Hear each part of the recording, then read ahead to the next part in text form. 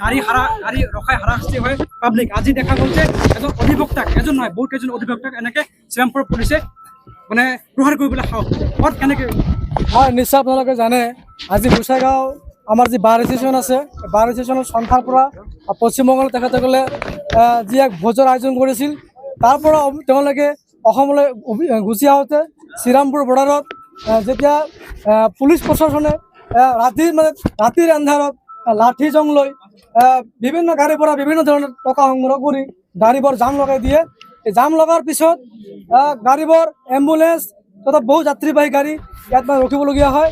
ইয়াতে বাৰ ষ্টেচনৰ পৰা ৩-৪জন ব্যক্তি নামি আহি পুলিচ প্ৰশাসনৰ লগত কথা পাতি গেট মানে ছাইডত ৰখাৰ কাৰণে অনুৰোধ কৰিছে, কিন্তু তেওঁলোকে কৰা নাই। তেওঁলোকে এইখিনি সহায় নকৰি তেওঁলোকে ওলোটাকৈ আমাৰ এই যি এডভকেটসকল তেওঁলোকৰ ওপৰত এক লাঠিৰে তেওঁলোকে কোব আৰম্ভ কৰিলে।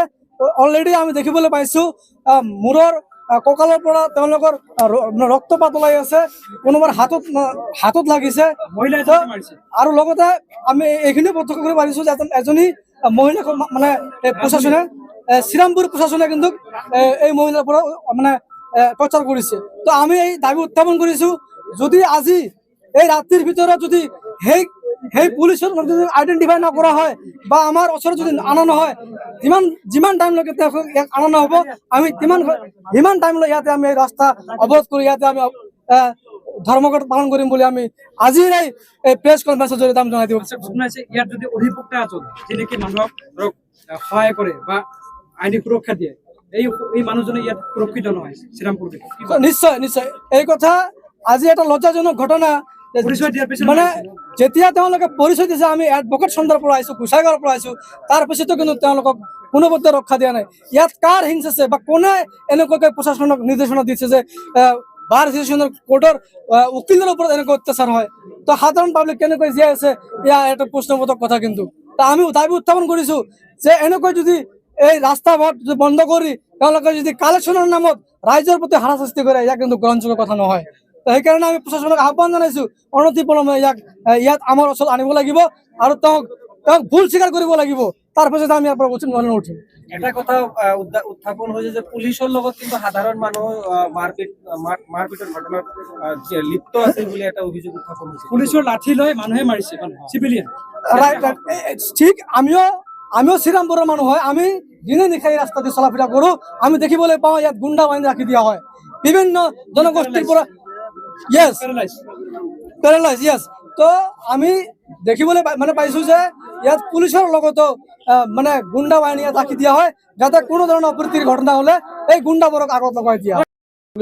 ইতিমধ্যে আপোনালোকে গমেই পাইছে যে গোসাইগাঁও বাৰ ষ্টেচনৰ পৰা যে ৱেষ্ট বেংগললৈ লাল ঝালকালৈ যে বনভোজ খাবলৈ যে আমাৰ অধিবক্তাসকলে গৈছিল, তাত ৰিটাৰ্ণ হোৱাৰ সময়ত শ্ৰীৰামপুৰ যি চেকপোষ্ট আৰক্ষী চেকপোষ্ট, এই চেকপোষ্টত আজি নিৰ্মমভাৱে আৰক্ষীসকলে যি আমাৰ অধিবক্তাসকলক যি গুৰলাকৈ নিৰ্যাতন কৰিলে, ইয়াক কেতিয়াও মানে আমি সহ্য নকৰোঁ। ইয়াৰ অতি দুৰ্ভাগ্যজনক কথা। আমি এনেকুৱা ঘটনা বিগত দিনৰ পৰা দেখা পাই আহিছোঁ। আচলতে এইখন শ্ৰীৰামপুৰত আপোনালোকে সকলোৱে অৱগত যে শ্ৰীৰামপুৰত বিভিন্ন সময়ত বিভিন্ন ধৰণৰ মদ, গাঞ্জা, ড্ৰাগছৰ পৰা আদি কৰি বিভিন্ন সময়ত বিভিন্ন এই কুসংস্কাৰৰ বস্তুবোৰ যি আমাৰ অবৈধ বস্তুবোৰ জব্দ হৈ আছে। আৰু ইয়াতে চিণ্ডিকেটৰ ৰাজ। আচলতে এই অসম পুলিচে যিজনে নিৰ্যাতন চলালে অধিবক্তাৰ সকলৰ ওপৰত, আচলতে এই শ্ৰীৰামপুৰ ICৰ ইয়াত মানে ইণ্টাৰেকশ্যনত মানে তেখেতৰ নিৰ্দেশ আছে বুলি মোৰ অনুভৱ হৈছে নেকি? অহাৰ পিছতো অধিবক্তাসকলে কৈছিলে বহুত এগ্ৰেছিভ হৈছে, ঠিক আছে, হতাহতিও কৰিছে। জনাৰ পিছতো কি ক'ব? ইয়াৰ চাওক, অতি দুৰ্ভাগ্যজনক কথা। তাকে কৈছোঁ মই, কাৰণ এনেকুৱা ঘটনা হ'ব নাপায়।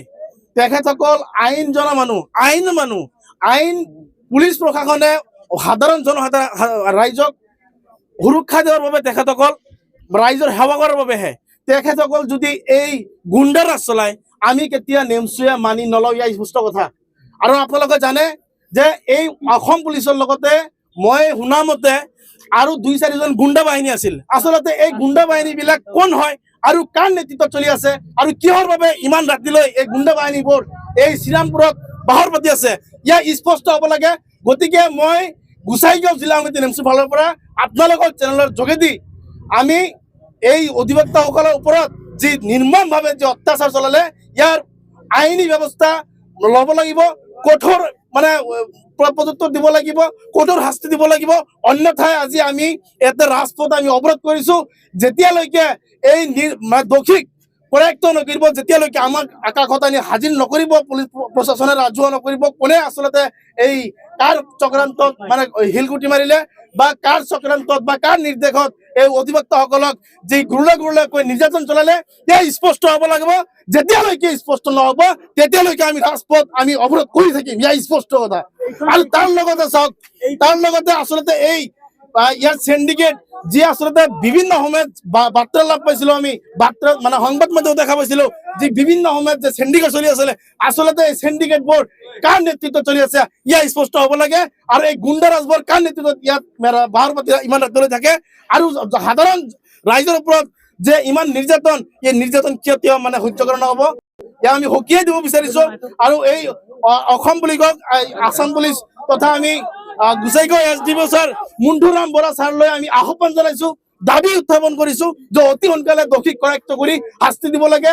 আৰু এই আমাৰ এই মাঠত এতিয়া যি আমি অৱৰোধ কৰিছো, যি আমাৰ যি কাৰ্যসূচী চলিছে, এই কাৰ্যসূচীত আনি উপস্থিত হ'ব লাগিব, নহ'লে যেতিয়ালৈকে উপস্থিত নহয় তেতিয়ালৈকে আমি এই গাড়ী যান বাহন আমি যাবলৈ নিদিওঁ, ইয়াৰ স্পষ্ট কথা।